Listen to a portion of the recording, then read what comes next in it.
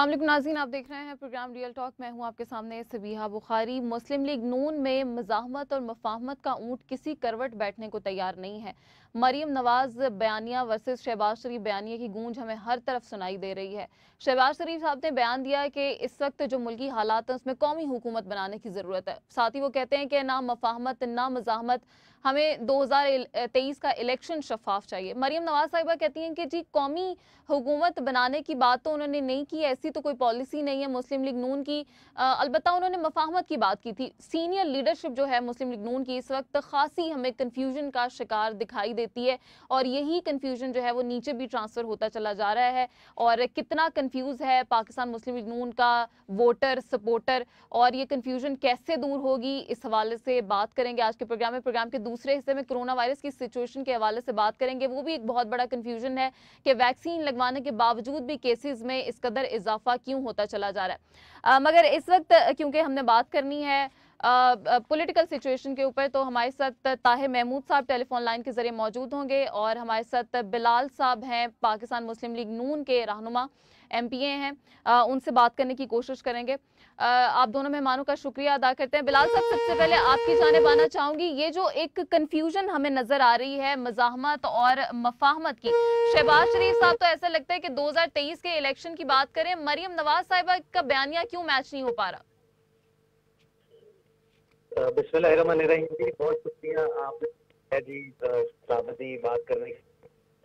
असल में पाकिस्तान मुस्लिम लीग का बयान ऐसा कंफ्यूजिंग है नहीं जितना कंफ्यूजिंग बनाया जा रहा है। ये असल में शहबाज शरीफ साहब का अपना पॉइंट ऑफ व्यू है, मियां नवाज शरीफ साहब का अपना पॉइंट ऑफ व्यू है। उन दोनों के अंदर बात तो एक ही है कि आइन की बालादस्ती होनी चाहिए, आइन के मुताबिक काम होना चाहिए, इलेक्शन आइन के मुताबिक होने चाहिए, हुकूमत आइन के मुताबिक बननी चाहिए। अब उसके अंदर किसी के अल्फाज अगर दूसरे के साथ मैच नहीं करते तो वो तो कोई बड़ी बात नहीं है जी। मगर बिलाल साहब, आपकी एहसन इकबाल साहब बड़े सीनियर रहनुमा हैं, फिर शाहिद खाकान अब्बासी हैं, वो कहते हैं कि शहबाज शरीफ साहब ने ये बात की थी कि कौमी हुकूमत होनी चाहिए, मगर उन्होंने ये नहीं कहा था कि फौरी तौर पे होनी चाहिए। लेकिन मरियम नवाज साहिबा कहती हैं कि उन्होंने तो ऐसी कोई बात की ही नहीं है, उस सिरे से वो कहती हैं कि ऐसी बात हुई नहीं है। एक क्लियर कंफ्यूजन देख रहे हैं ना, हम लोग भी देख रहे हैं, आप लोग भी देख रहे होंगे। जी जी, वो बिल्कुल वहाँ पे जब हम यहाँ पे कराची में जलसा करने के लिए गए तो वहाँ पे जरूर इस तरह की बात हुई। उसका वही बात आपको कहना चाह रहा हूँ कि इंटरप्रिटेशन पे डिपेंड करता है। मेरा तो ख्याल है कि जो मरीम नवाज साहब की इंटरप्रिटेशन है वो ठीक है कि ऐसी कोई बात नहीं है। कौमी हुकूमत बनने की बात तो उस टाइम होगी ना जब इलेक्शन होंगे, उसके बाद देखा जाएगा कि हुकूमत के क्या किस तरीके से हमने हुकूमत बनानी है, कितनी सीटें मिलती हैं नून को, कितनी बाकी जमातों को मिलती हैं। तो अभी जो बाकी रहनुमा जिससे आपने कहा एहसन इकबाल साहब मेरे लीडर हैं, उनके मेरे MNA साहब भी हैं, उन बात की, शायद खाकान साहब ने बात की। बात है में फिर वहीं पे आ जाती है कि पार्टी के अंदर जो डिस्टर्बेंस इतनी नहीं है जितनी के मीडिया के ऊपर माजरत साहब चलाई है और बयानियों को हवा दी जा रही है कि शायद पार्टी में बहुत बड़ी दरार पड़ गई है। आपने शायद नोट नहीं किया कि अच्छा, आप कहते हैं कि मीडिया पे ये ज्यादा कंफ्यूजन दिखाई जा रही है। अगर मैं आपको आपकी पार्टी के सीनियर रहनुमाओं के कुछ सुनवाऊं जो मीडिया टॉक्स हैं, उसके अंदर वो साफ साफ ये कहते हैं कि वाकई कंफ्यूजन मौजूद है सीनियर लीडरशिप के अंदर। नहीं है, बिल्कुल है। मैंने ये नहीं कहा कि कंफ्यूजन नहीं है, मैंने सिर्फ इतना कहा कि शांति ना हो जितनी के महसूस की जा रही है। जारी बात है, इसका असर हल्कों पर ही पड़ता है, अवाम भी सवाल करती है, सारा कुछ होता है, लोग भी पूछते हैं कि जी क्या चल रहा है, पार्टी की पॉलिसी क्या है। मैंने आपको वही कहा ना जी कि हमें तो बड़ी क्लैरिटी है कि नवाज शरीफ साहब हो या शहबाज शरीफ साहब हो, दोनों ने बात तो एक ही है कि आइन की बालादस्ती होनी चाहिए। उसके बाद वो मुफाहमत की बात हो या मज़ाहमत की बात हो, वो तो पार्टी ने डिसाइड करना है जी। जब वो फैसला करेंगे तो उनके सारे वर्करान उनके साथ चलेंगे जी। ठीक है, मगर ये तो जरूरी है ना कि एक फैसला हो जाए फिर ही वर्कर्स उनके साथ चलेंगे ना। ताहिर साहब, एक क्लियर कंफ्यूजन हमें दिख रहा है दो बयानियों का। एक तरफ कहा जा रहा है कि हमें 2023 के इलेक्शन पे नजर रखनी है, एक तरफ पूरी इदारों से टकराव की पॉलिसी है। आपको दिख रहा है ये कंफ्यूजन? शुक्रिया सबीहा, आपका बहुत शुक्रिया, आपने मुझे टाइम दिया। देखिए, सियासतदान जो होता है वो बिजनेसमैन होता है, बिजनेसमैन की तरह होता है। वो अपना फायदा देखता है, अपना अपना फायदा देखते हैं सब। PDM में कोई वहदत फिक्र नहीं है। मौलाना साहब ने ये फरमाया कारवां निकालेंगे यहाँ से, इंसानों का समंदर लेके इस्लामाबाद जाएंगे और जाली हुकूमत का खात्मा करेंगे। अगले दिन इन्होंने कह दिया ना मफाहमत ना मज़ाहमत चाहते हैं, बल्कि इसका तर्जुमा मैं आपको करके सुनाता हूँ। इसका तर्जुमा ये है कि ये इक्तदार चाहते हैं, ना मुफाहमत चाहते हैं ना मज़ाहमत चाहते हैं, ये इक्तदार चाहते हैं। इसका तर्जुमा ये है। और ये कोशिश कर रहे हैं कि कोई कौमी हुकूमत बन जाए, मगर पाकिस्तान तहरीक इंसाफ के बगैर कौमी हुकूमत, पाकिस्तान तहरीक इंसाफ के बगैर माइनस इमरान खान ये चाहते हैं कि ऐसी ये बड़ी कौमी आपने हुकूमत बने। इंटरेस्टिंग बात की है कि वो जमात जिसकी सिंध के अलावा इस वक्त पूरे पाकिस्तान पे हुकूमत है, उसको हटा के एक कौमी हुकूमत कैसे बनाई जा सकती है?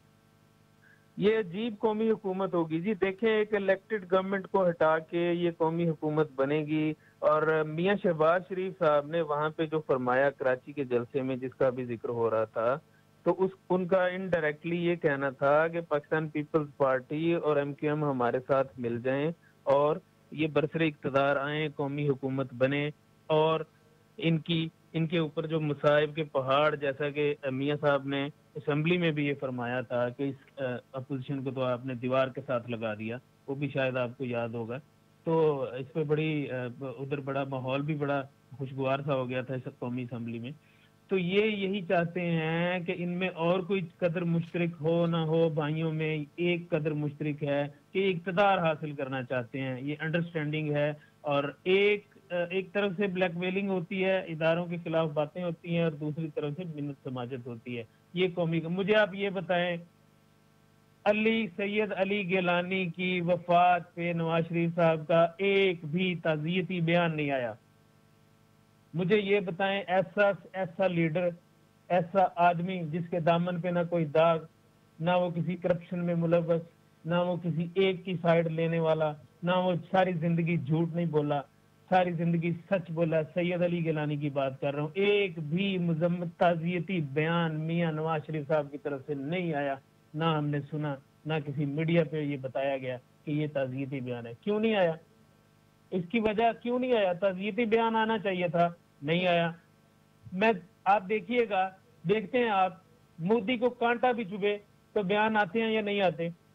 तो गुजारिश ये है कि ये सारी चीजें आप अगर इनको इनकी कड़ियों से कड़ियां मिलाएं तो ये सिर्फ यही चाहते हैं कि इनको इक्तदार हासिल हो जाए। अब ये जो मौजूदा हुकूमत है, इसके बारे में अगर हम बात करें तो ये भी कोई दूध के धुले हुए नहीं है। मियां मोहम्मद नवाज शरीफ साहब क्या ये वही आदमी नहीं है जो कहते थे मैं ज़ियाउल हक के मिशन को पूरा करूंगा? ये वही आदमी है जो कहते थे मैं ज़ियाउल हक के मिशन को पूरा करूंगा। ज़ियाउल हक फौजी नहीं था, फौज से उसका ताल्लुक नहीं था, जर्नल नहीं था, वो डिक्टेटर था, जो भी था। तो ये बयान उन्होंने क्यों दिया कि मैं ज़ियाउल हक के मिशन को पूरा करूंगा? तो गुजारिश ये है कि ये मिशन जो है, मिशन कोई भी हो, किसका भी हो, अच्छा हो, उसको पूरा करने में हर्ज कोई नहीं है। लेकिन जिसकी आप तकलीद करते हैं उसकी कोई ना कोई झलक आपके अंदर जरूर नजर आ जाती है।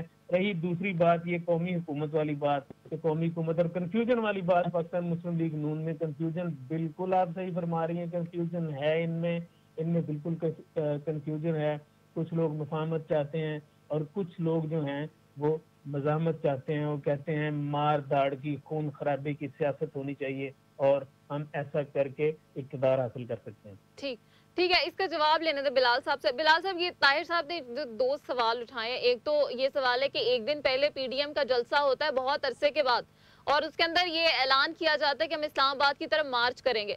फिर अगले दिन शहबाज शरीफ साहब कहते हैं कि ना मफाहमत ना मज़ाहमत, हमें तो 2023 के इलेक्शन पे वो शफाफ चाहिए। इसका मतलब क्लियरली वो कह रहे हैं ना कि ये वक्त ना इस्तीफे देने का है, ना लॉन्ग मार्च करने का है, 2023 के इलेक्शन की तैयारी करें।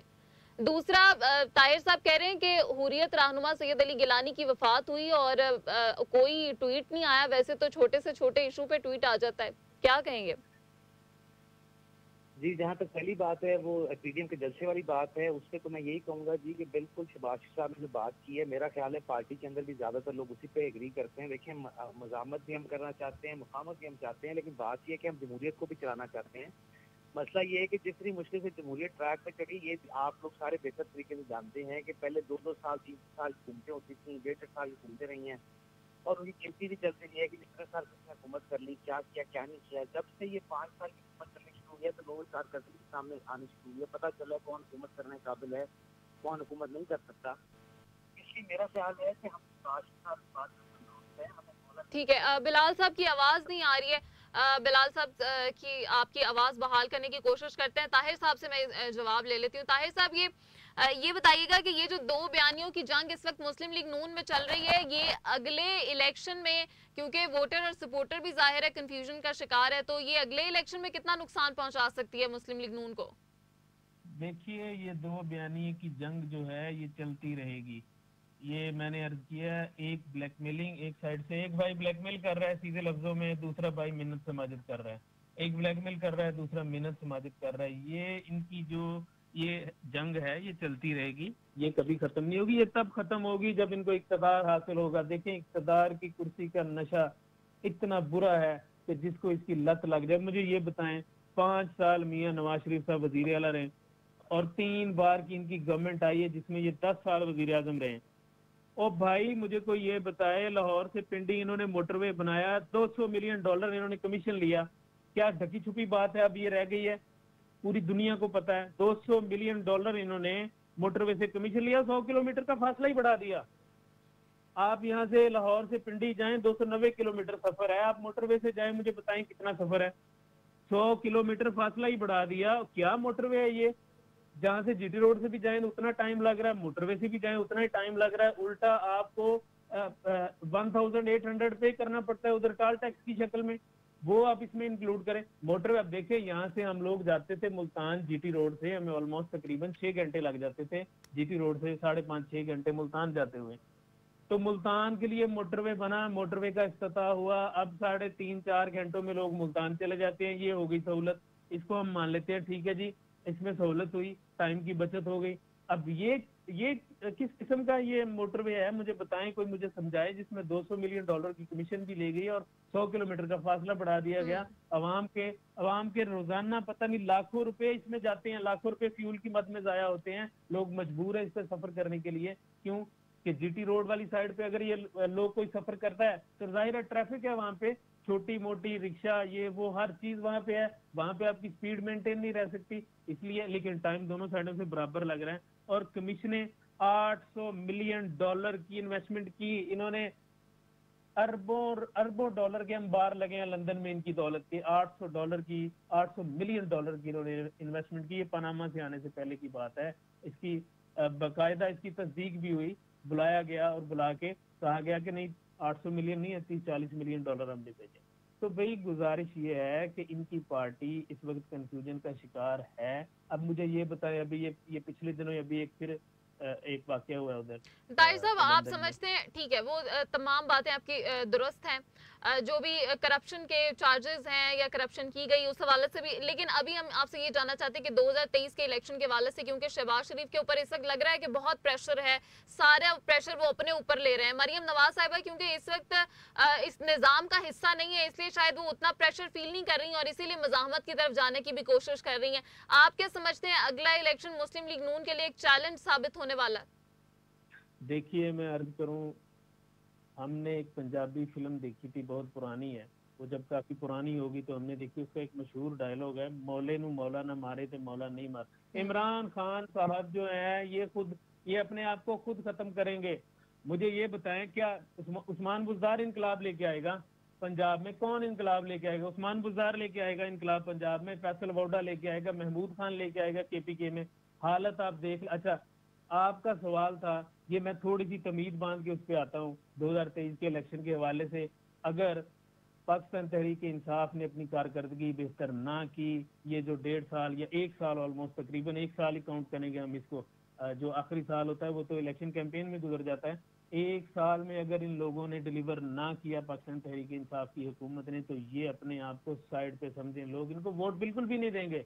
ये जितनी मर्जी आगे जज्बाती तकरीरें कर लें, जो कुछ मर्जी कर लें, उस्मान बुज़दार इनकलाब लेके आएगा। मुझे बताया आप, और तौसा शरीफ में क्या हो रहा है? तौसा में हो क्या रहा है? 77 बिलियन रुपीस जो है वो एक शहर के लिए वक्फ कर दिए हैं, बाकी शहरों में खाक उड़ रही है।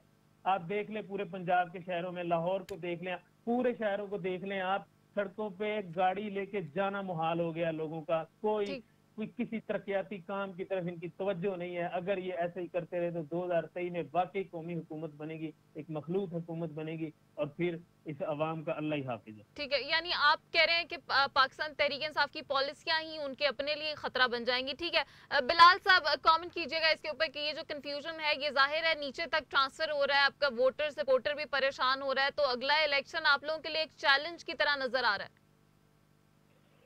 इलेक्शन तो जी हमेशा ही चैलेंज, आपको आवाज आ रही है जी मेरी? जी जी बिल्कुल। जी मैंने कहा जी इलेक्शन तो हमेशा ही चैलेंज होता है। अभी इस टाइम पे ये है कि पार्टी के अंदरूनी मामला जो है उस पर जारी बात है, सवाल तो उठाए जा रहे हैं, अवाम भी सवाल पूछती है, बहुत लेकिन ज्यादा मुझे पूरी सवालात उम्मीद है उठ कि रहे हैं, बहुत ज्यादा सवालात उठ रहे हैं, पूरा टाइम ये जी बिल्कुल डिस्कस उठ हो रहे रही हैं। है बात, क्योंकि आपकी सीनियर लीडरशिप आती है मीडिया पे, वो खुद एक्सेप्ट कर रहे हैं कि भाई समझ में नहीं आ रहा, दो बयानिए हैं, कोई कहता है कि हम इनमें पढ़ना ही नहीं चाहते, कोई कहता है कि हम मजाहमत की तरफ हैं, कोई कहता है हम मफाहमत की तरफ है, तो ये तो नजर आ रहा है। जी कंफ्यूजन बहुत ज्यादा होती जा रही है, लेकिन इस कंफ्यूजन का खत्म होना बहुत जरूरी है। आप बिल्कुल ठीक कह रही हैं कि अगर पार्टी की लाइंस के अंदर ही कंफ्यूजन हो तो पार्टी के इलेक्शन में जाना बहुत मुश्किल हो जाता है। लेकिन मैं उम्मीद रखता हूं कि मियां नवाज शरीफ साहब, मियां शहबाज शरीफ साहब आपस में बैठ के कोई ना कोई इसका हल जरूर निकालेंगे। और अगले इलेक्शन में जिस तरह मेरे भाई ने कहा, बिल्कुल बात ठीक है, इस टाइम पे पीटीआई कारकर्दगी उनके लिए सबसे बड़ी प्रॉब्लम है। अच्छा बिलाल साहब, वो अब अगर वो पीटीआई अपनी की परफॉर्मेंस ठीक कारकर्दगी नहीं पे बात करते, कर लेते हैं, ये बताइए कि आप लोग सवाल उठाते हैं कि ये सीनियर लीडरशिप में इतना कंफ्यूजन है, इलेक्शन भी करीब आ गए हैं, आखिरी साल तो बिल्कुल इलेक्शन कैंपेन का ही होता है, तो आप लोग ये बात डिस्कस नहीं करते कि ये क्या कंफ्यूजन है, इसको दूर करना चाहिए मिलके बैठ के? जी बिल्कुल इसके ऊपर बातचीत सारी पार्टी में काफी सारे लोग बात करते हैं, सब लोग इसके ऊपर डिस्कशन चल रही है, इसके ऊपर सारी थिंक टैंक भी बैठा हुआ है। इंशाल्लाह आप देखेंगे बहुत जल्द एक ही बयानिया सामने आएगा और उसके ऊपर ही पार्टी अपना काम करेगी। नहीं तो आप क्या चाहते हैं कि पार्टी को शहबाज शरीफ साहब लीड करें या मरियम साहिबा लीड करें? देखिए ये तो पार्टी ने अपना फैसला खुद करना है। नवाज शरीफ साहब हमारे लीडर हैं जी, शहबाज शरीफ साहब को उन्होंने प्रेसिडेंट बनाया हुआ है, जो दोनों भाई मिलकर फैसला करेंगे, चेयरमैन साहब और प्रेसिडेंट साहब फैसला करेंगे, उसके मुताबिक हम चलेंगे जी। नहीं लेकिन आपकी राय है और वो राय बहुत जरूरी है, क्योंकि आप भी पाकिस्तान मुस्लिम लीग नून से आपका ताल्लुक है, आप एमपी हैं। आप ये बताइए कि ये आपको क्या लगता है कि शहबाज शरीफ साहब बेहतर तरीके से मामलात को चला सकते हैं? जो उनकी पॉलिसी है इदारों के साथ, वो एक मफाहमती पॉलिसी पे चलना चाहते हैं, फिर वो हुकूमत के साथ भी बातचीत के लिए तैयार हैं, तो मरियम नवाज साहिबा जो है वो सब बिल्कुल टकराव की पॉलिसी पे है।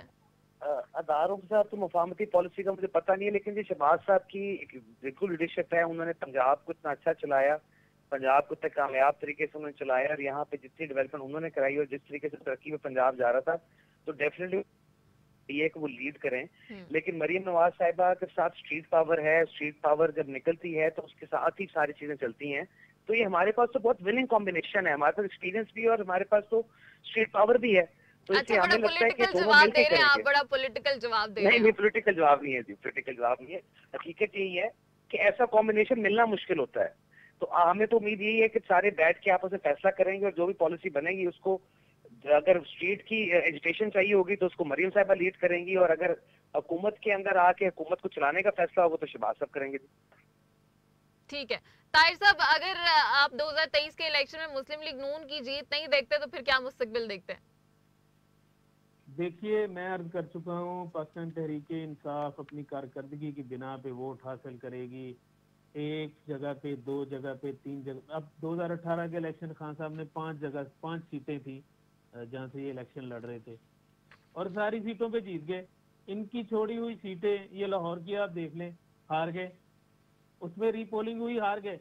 तो ये मेरा ख्याल है 342 जो सीटें हैं कौमी असम्बली की, उनमें तो नहीं एक बंदा खड़ा हो सकता कि उनमें खड़ा होके एक ही बंदा जीत के कहे जी ये मेरी पार्टी जीत गई। अब भाई कारकर्दगी पे वोट मिलना है, लोगों ने देखना है इन्होंने क्या किया है, काम किया है नहीं किया। लोगों को क्या पता मुल्क पे कर्जा कितना है, कितना लेने वाला है, कितना देने वाला है, क्या हो रहा है क्या नहीं, मुझे आप ये बताएं। और भाई FATF का नहीं पता इस मुल्क में ज्यादा लोगों को, ग्रे लिस्ट क्या है, ब्लैक लिस्ट क्या है, क्या व्हाइट लिस्ट क्या है, किसी को कुछ पता ही नहीं है। उनको तो ये पता है चीनी महंगी हो रही है, पेट्रोल महंगा हो रहा है, फलां चीज महंगी हो रही है, फलां चीज महंगी हो रही है। ठीक है जी, इस हुकूमत का कोई हाल नहीं है। और ये एक आम आदमी की मैं आपको बात बता रहा हूँ, उनको तो ये लेना देना इस चीज से है कि हमें जरूरियाती जिंदगी की चीजें जो है ना वो सस्ती मिले, हमारा जो लेवल है, हमारी जो इनकम है, उसमें हमारा गुजारा होना शुरू हो जाए बेहतर तरीके से। तो मुझे आप ये बताएं, ये FBR का छठा चेयरमैन इन्होंने तब्दील किया है, छठा चेयरमैन FBR का इन्होंने, वही ठेकेदारी निजाम, वही नवाजा जा रहा है एक दूसरे को। करप्शन वैसे ही है, और बल्कि करप्शन बढ़ गई है, पुलिस का और बुरा हाल हो गया, सिविल सर्विस तबाह हो गई है, एफबीआर का कोई हाल नहीं है किसी इदारे का। केपीके में आप देख ले जाके, वहां पे मरीज खिसक रहे हैं, एक बेड पे दो दो तीन तीन लोग ताहिर पड़े हैं साहब, मुझे वैसे ही। इस वक्त हाँ, मुस्लिम सिवाय लीग एक नून काम की के। सिचुएशन के बारे में बताइए, क्योंकि बिलाल साहब तो बड़ा पॉलिटिकल जवाब दे रहे हैं। वो कह रहे हैं दोनों का कॉम्बिनेशन बहुत अच्छा है, उन्होंने तो दोनों को अच्छा बना दिया। मुझे ये बताया कि आखिरी साल में देखिए, इलेक्शन पाकिस्तान कैंपेन मुस्लिम के लिए लीग, मुस्लिम लीग नून किसको मैदान में उतारने वाली है? मरियम नवाज साहिबा देखिए को या शहबाज शरीफ साहब को? मैं अर्ज कर चुका हूँ, पाकिस्तान मुस्लिम लीग नून इस मुल्क की सबसे पुरानी पॉलिटिकल पार्टी है। पाकिस्तान पीपल्स पार्टी को कि इससे पहले की है, लेकिन पाकिस्तान मुस्लिम लीग नून भी कोई कल की बनी हुई जमात नहीं। पाकिस्तान तहरीक इंसाफ को भी 24-25 साल हुए, लेकिन इक़्तिदार में आए हुए सिर्फ 3 साल हुए हैं। मैं यही बार बार, मेरा पॉइंट वही है कि पाकिस्तान मुस्लिम लीग नून का वोटर है अभी भी। पाकिस्तान मुस्लिम लीग नून का वोटर पाकिस्तान में मौजूद है, उनको वोट मिलेंगे। वो हो सकता है, मुमकिन है, एन मुमकिन है कि वो जितनी सीटें अब उनके पास हैं इससे ज्यादा, अगर देखिए अगर इससे 15-20 सीटें भी वो ज्यादा जीत जाते हैं तो क्या होगा? ये कैसे गवर्नमेंट बनाएंगे दोबारा? मुझे तो गवर्नमेंट बनती हुई नजर नहीं है। और दूसरी सबसे बैड फैक्टर ये है कि पाकिस्तान तहरीक इंसाफ में से ग्रुप, अगर आप कह रही हैं पाकिस्तान मुस्लिम लीग नून में से ग्रुप बन रहे हैं, तो पाकिस्तान तहरीक इंसाफ में से भी ग्रुप बन रहे हैं। जहांगीर तरीन ग्रुप आपके सामने आ गया, इसके अलावा एक और ग्रुप आपके सामने आ गया, 2 तो बन गए, तीसरी ये पीटीआई। पाकिस्तान मुस्लिम लीग नून 2023 का जो इलेक्शन आ रहा है, इस इलेक्शन में ये अपना बयानिया थोड़ा सा, अगर ये मुकामत की साइड पे आ जाएं, अपने बयानिए को थोड़ा सा, अपना रवैया थोड़ा सा नरम कर लें अपनी तकरीरों में, अपनी बातों में, तो मुमकिन है, हो सकता है कि ये पहले से ज्यादा परफॉर्म कर जाएं। और जहाँ तक बात रही कि लीड कौन करेगा, तो देखिए, ये मैं अपने भाई से ये पूछना चाहूंगा। मैंने अभी ये चंद दिन पहले फैसल बॉर्डर साहब को मैं सुन रहा था, वो ये फरमा रहे थे कि अगर मुझे इमरान ये कहे कि मेरे बेटे के पीछे खड़े हो जाओ जाके हाथ बांध के, तो सबसे पहले रिजाइन करने वाला बंदा मैं हूँगा, सबसे पहले मैं इस्तीफा दूंगा, मैं उसके बेटे के पीछे भी खड़ा नहीं होऊंगा जाके।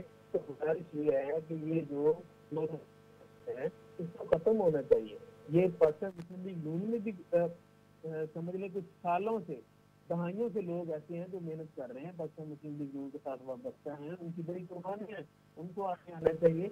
ना कि कल के ये जो बच्चे हैं, पाकिस्तान पीपल्स पार्टी में भी आप देख लें यही कुछ हो रहा है, और पाकिस्तान मुस्लिम लीग नून में भी आप देख लें यही कुछ हो रहा है। तो भाई ये कारकर्दगी के बेस पे मोहतरमा मरियम सफदर साहिबा की क्या कारकर्दगी है, उन्होंने इस मुल्क के लिए क्या किया है? ठीक, भी नहीं किया। ये इसका जवाब ले लेते बिलाल साहब से। बिलाल साहब, ये जो खानदानी सियासत का एक आपके ऊपर टैग लग गया है कि बाप के बाद बेटा आएगा, फिर उसका बेटा आएगा या बेटी आएगी, ये टैग आप लोगों के लिए, ये भी तो एक मनफी आप लोगों के लिए रुझान पैदा कर रहा है ना? नहीं, ऐसे मुझे लगता है कि जी, हेलो, जी जी जी जी जी, मुझे बेसिकली आप बात आपकी ठीक है। ये जो मरूसी सियासत की बार बार बात की जाती है ना जी, ये अगर आप नोट करेंगे कि हमारा जो पाकिस्तान का निज़ाम है या इंडिया का निज़ाम है या बाकी हमारे इस बड़े सगीर का निज़ाम है, ये हम लोग थोड़े ट्राइबल हैं। तो हम अभी तक ट्राइबल अपने माइंडसेट के साथ चल रहे हैं, और इसी तरह जो लीडरान हैं उनकी आगे फैमिलीज ही आगे आ रही हैं। लेकिन उसमें अच्छी चीज जो देखने में आ रही है वो ये है कि थोड़ा अभी जो लोग नए भी पार्टी के अंदर हैं उनको भी जिम्मेदारियां दी जा रही हैं, उनको भी बताया जा रहा है, उनको भी मुख्तलिफ अपॉइंटमेंट्स दी जा रही हैं, जिसके अंदर कुछ शायद बेहतरी के चांसेस हैं। लेकिन मैं आपकी इस बात से वैसे एग्री करता हूँ कि जो मरूसी सियासत का निजाम है वो पाकिस्तान में फरसुदा होता जा रहा है, इसको चेंज होना चाहिए। ठीक है बिलाल साहब, तो आप लोग इसके लिए स्टेप उठाएंगे, क्योंकि आप जिस पार्टी का हिस्सा है वो भी मौरूसी सियासत की राह पे ही गामजन है? तो ये कहा जी, हम तो अपनी पार्टी के अंदर बैठ के देखते हैं चीजें बहुत स्पीड से चेंज हो रही हैं। यहाँ पे नए लोगों को बहुत सारे नए चांसेस मिल रहे हैं। अभी आप देखेंगे कि इंशाल्लाह अभी आप देखेंगे पार्टी के अंदर जितने नए लोग शामिल हुए थे या पुराने लीडर्स भी हैं, अभी पीएससी के चेयरमैन आप देखें वो अब तनवीर साहब हैं, उसके अलावा इधर पंजाब के अंदर उन्होंने पीएससी के चेयरमैन के लिए नाम दिया था हमजा साहब के अलावा भी, वो तो और बात है, उन्होंने एक्सेप्ट ही नहीं किया। यहाँ पे असेंबली के अंदर भी चेंजेस की कोशिश तो की जा रही है, लेकिन इस पर थोड़ा टाइम लगेगा, लेकिन आएंगी जरूर चेंजेस। ताहिर साहब इसके ऊपर बड़ा जोर से हंस दिए जी। ताहिर साहब वो कह रहे हैं कि हम तो बड़ी तब्दीलियां देख रहे हैं बड़ी तेजी से। देखिए, आप उनसे ऐसा सवाल पूछ रहे हैं जिसका वो जवाब देने की पोजीशन में नहीं है, ना वो जवाब दे सकते हैं। वो कैसे ये कह सकते हैं कि नहीं, पर्दे लेकिन उन्होंने मान तो लिया, वो कहते हैं कि बिल्कुल मौरूसी सियासत नहीं होनी चाहिए। मरूसी सियासत नहीं होनी चाहिए, लेकिन हो रही है ना। आप देखिए, अभी ये कश्मीर इलेक्शन की कैंपेन में जब ये बिलावल भुट्टो साहब जो हैं, बिलावल भुट्टो जरदारी साहब, ये अमेरिका यात्रा पे रवाना हुए, तो पीछे से उनकी जो हमशीरा हैं उनसे स्पुर्द कर दी गई ये कैंपेन। हालांकि पाकिस्तान पीपल्स पार्टी में बड़ी सीनियर क़यादत मौजूद थी, किसी और को भी जिम्मेदारी सौंपी जा सकती थी, लेकिन ये नहीं हुआ। मोहतरमा आसफा भुट्टो साहिबा जो है, उनको ये जिम्मेदारी सौंप दी गई कि आप जाएं वहाँ पे जाके इलेक्शन कैंपेन करें। तो ये गुजारिश ये है कि ये जब तक ये लोग जो पार्टी से वाबस्ता हैं ये इस चीज पे एतराज नहीं उठाएंगे, वो कैसे इस चीज को चेंज करेंगे? ये एक्सेप्ट कर लेंगे, मनोमन से तस्लीम करते रहेंगे, हाथ बांध के उनके पीछे खड़े रहेंगे, तो वो कहेंगे जी ठीक है, सब कुछ ठीक चल रहा है, ये भी हमारे साथ ही है, ये भी हमारे ताबेदार हैं। तो इस तरह तो ऐसी मरूसी सियासत चलती रहेगी। इसको ये लोग खुद, पार्टी के जो लोग हैं, जब तक ये खुद खत्म नहीं करना चाहेंगे, ये बिल्कुल खत्म नहीं हो सकती। बिलाल साहब, क्योंकि आपकी लाइन उस वक्त मुनक़ता हो गई थी या में आवाज नहीं आ रही थी आपकी, मैंने आपसे एक सवाल पूछा था कि ये जो आप लोगों ने इतने अरसे के बाद पीडीएम का जलसा हुआ और आप लोगों ने लॉन्ग मार्च का उसके अंदर ऐलान किया, फिर अगले दिन शहबाज शरीफ साहब कहते हैं कि हमें इन चीजों पे सोचने की जरूरत नहीं है, हमें सिर्फ 2023 के इलेक्शन पे नजर रखनी चाहिए। तो अब क्या क्लियरली आपकी पार्टी ये लॉन्ग मार्च या इस्तीफों की तरफ नहीं जाएगी, सिर्फ 2023 के इलेक्शन के बारे में सोच रहे हैं?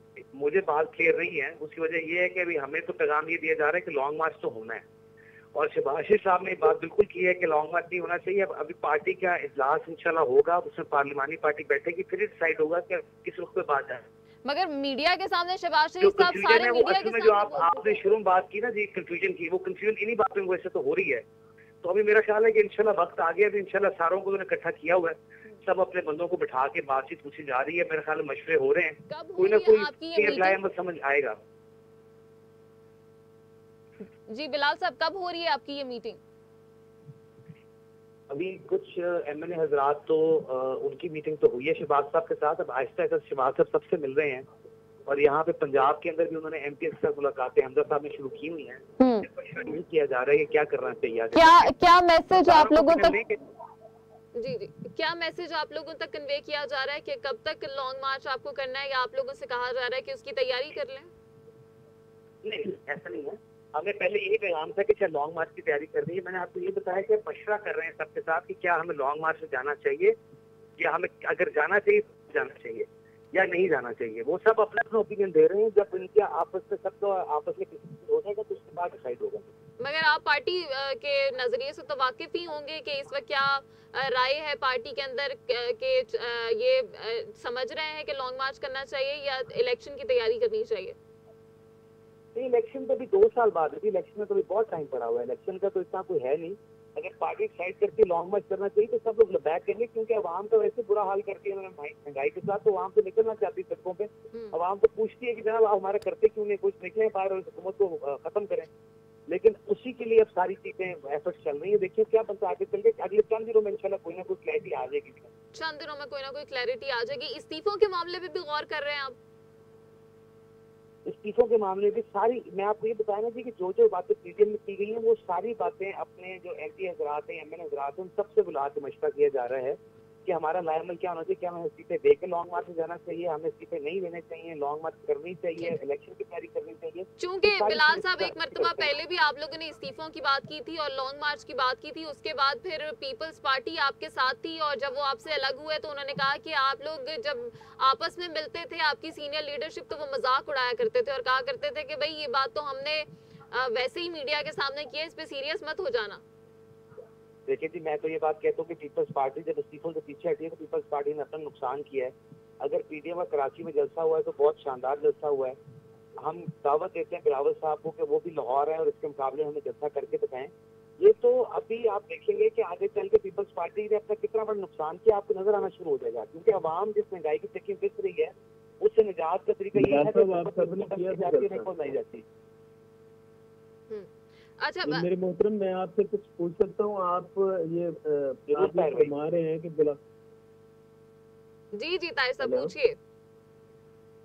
जी मेरे भाई ये फरमा रहे थे कि बिलावल साहब लाहौर आके ये जलसा कर, तो ये पीटीएम का जो दिसंबर में जलसा हुआ है इसमें पाकिस्तान मुस्लिम लीग नून भी शामिल थी इधर लाहौर में, और हमने कवरेज भी की थी इस जलसे की। तो ये तो सारी उस वक्त 11 जमातें इकट्ठी थी, तो लोगों को क्यों नहीं निकाल सके घरों से? जी बिलाल साहब।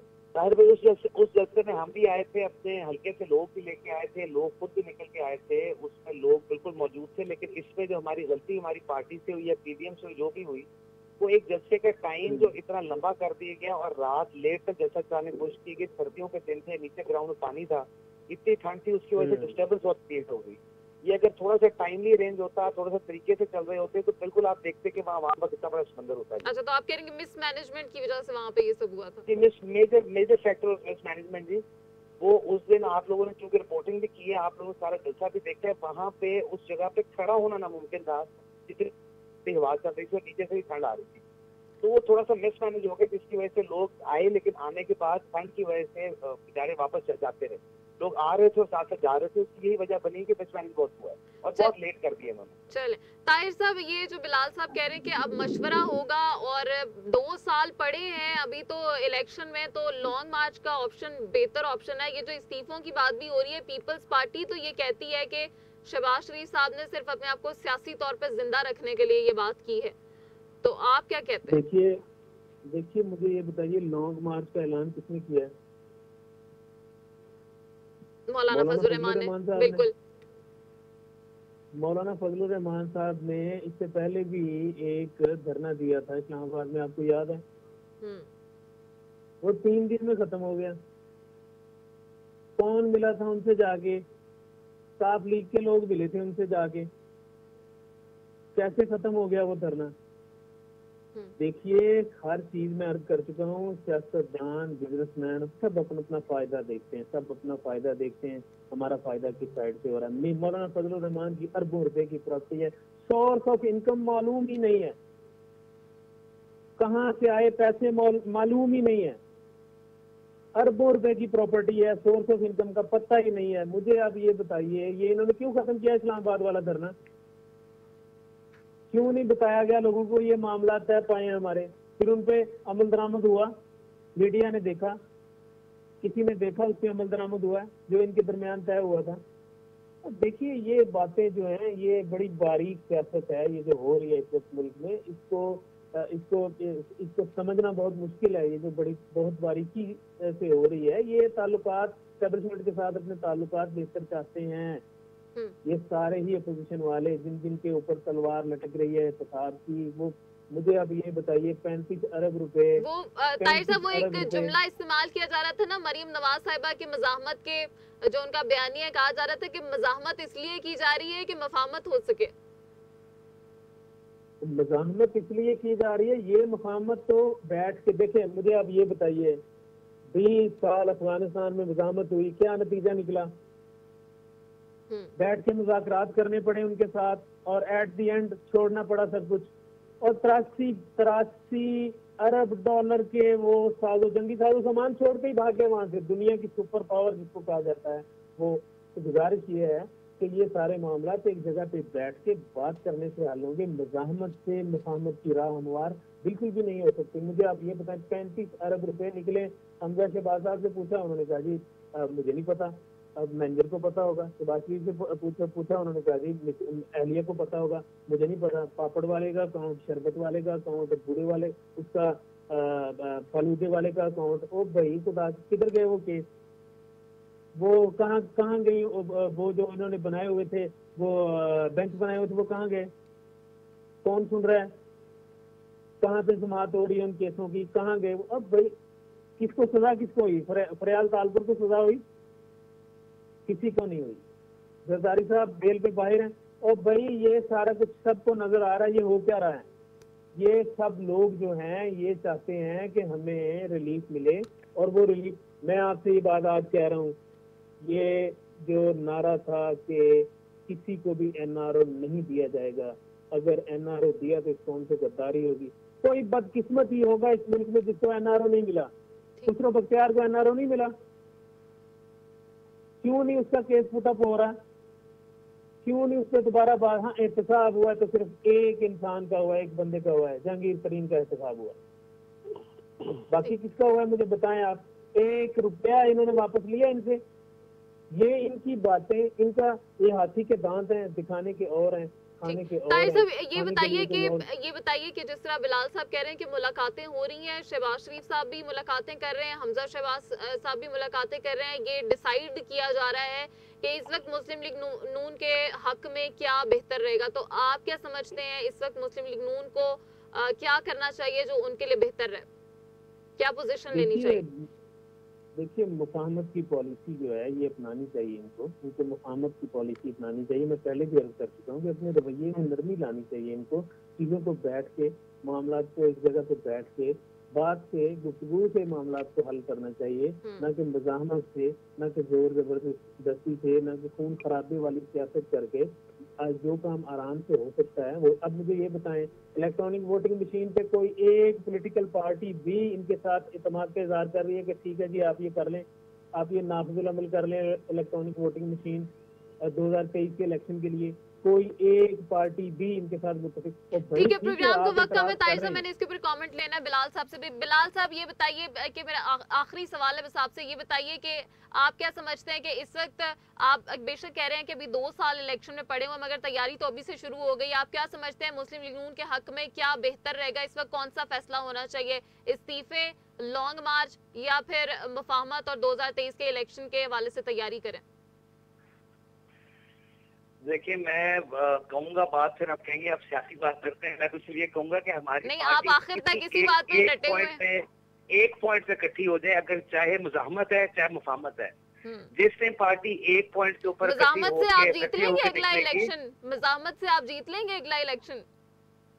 ये तो अवाम ने वोट डालना है जी, अवाम पे डिपेंड करता है। मुझे तो लगता है कि अगर हम एज अ पार्टी जो भी पॉलिसी लेके चलेंगे उस पर डिपेंड करता है किस तरीके से आवाम उस पर रिएक्ट करती है और उस पर वोट, उस नजरिए को एक्सेप्ट करती है कि नहीं करती। लेकिन जिस तरह यहाँ पे पीडीएम के जलसे आपने देखे या पीडीएम की रैलीज देखी आपने, जिस हिसाब से जो बाई इलेक्शन के अंदर लोगों का जुनून था मुस्लिम लीग नून के साथ, उससे तो लगता है कि हमारे चांसेस बहुत ब्राइट हैं जी।